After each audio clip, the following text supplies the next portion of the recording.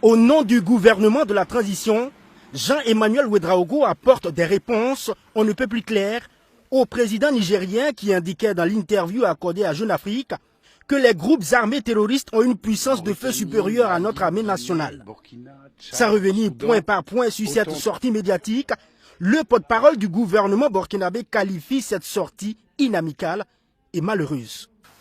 C'est vraiment malheureux dans le contexte qui est le nôtre qu'un chef d'État estime que des hordes de terroristes sont plus aguerris que nos armées.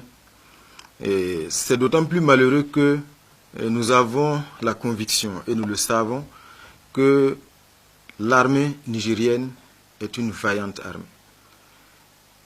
Vous n'êtes pas sans savoir que nos armées ont mené à plusieurs reprises des opérations conjointes couronnées de succès et que l'histoire également nous enseigne que c'est une armée qui a toujours su relever la plupart des défis qui se sont posés donc à elle.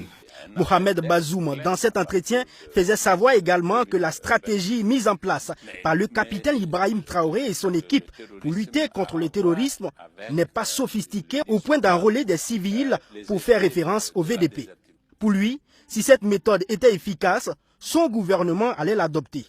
Le gouvernement burkinabé n'en veut pas au peuple frère du Niger, mais trouve que le pays a un sérieux problème de leadership. Le peuple nigérien est un vaillant peuple.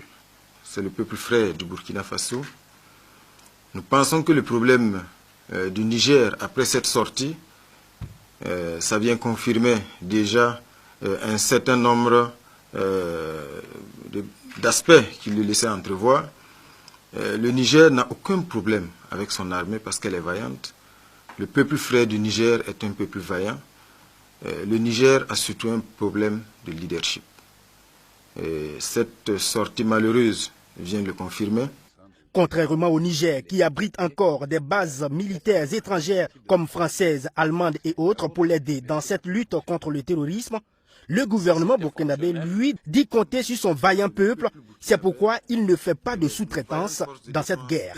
C'est d'autant plus déplorable, cette sortie du président nigérien, qui en filigrane a la faiblesse de penser que cette guerre, nous pouvons la sous-traiter, si je peux le dire ainsi.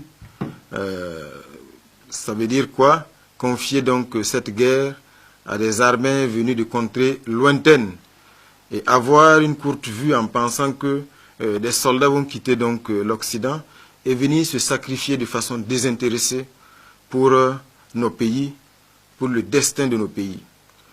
Mais visiblement, le président nigérien a fait l'option de confier le destin de son pays et le destin de ce combat engagé là à des pays étrangers. Jean-Emmanuel Ouédraogo note que grâce au leadership du capitaine Ibrahim Traoré, des forces de défense et de sécurité, grâce au VDP et à l'ensemble du peuple burkinabé, cette guerre contre l'hydre terroriste sera vaincue et sans l'aide des forces étrangères. Ce que nous pouvons dire, c'est que, contrairement au président nigérien, toute la dynamique de la transition aujourd'hui, toute la dynamique de reconquête de nos territoires est fondée sur notre conviction intime et profonde que le peuple burkinabé, que nos vaillantes forces de défense et de sécurité, que nos volontaires pour la défense de la patrie, soutenus par le peuple dans son ensemble et sous le leadership du chef de l'État, son Excellence le capitaine Ibrahim Traoré, ce peuple-là uni va relever les défis. Nous allons reconquérir notre territoire.